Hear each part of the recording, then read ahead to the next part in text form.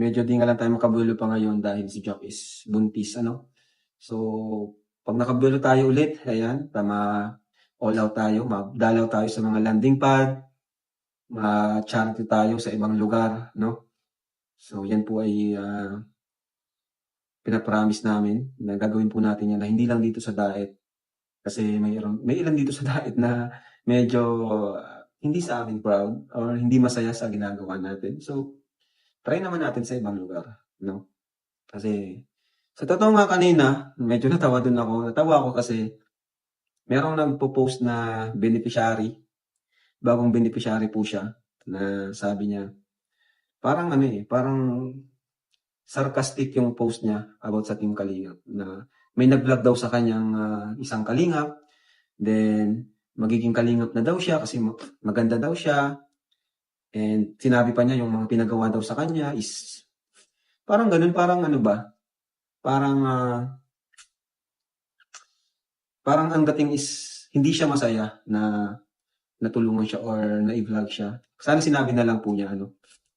So, yun, nagpo-post siya. Ayun, nakarating sa atin, syempre, Kalingap. Talagang, ano yan, kakalat agad yan. So, nakarating yung screenshot.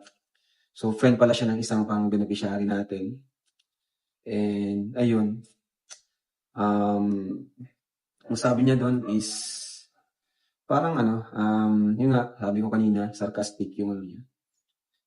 Tapos, si Dr. Love daw yung nag-vlog. Si Dr. Love yung nag-vlog. Kaya sabi kay Doc, huwag mo nang ano yan. Huwag mo nang ituloy yung pag-vlog yan kasi negative agad, oh. Di pa man lang nasikat. Ano na agad. Ang laki na agad ng ulo, no? Ang laki na agad ng ulo. Di pa man lang na. So, may nagpasa lang sa akin, si Grace. Nasa sa atin ni Grace. Kasi nakarating sa kanya yung mga screenshot.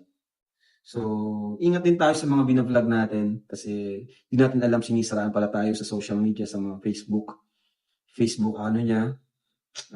account. So, dapat talagang tutulungan natin is yung karapat-dapat, no?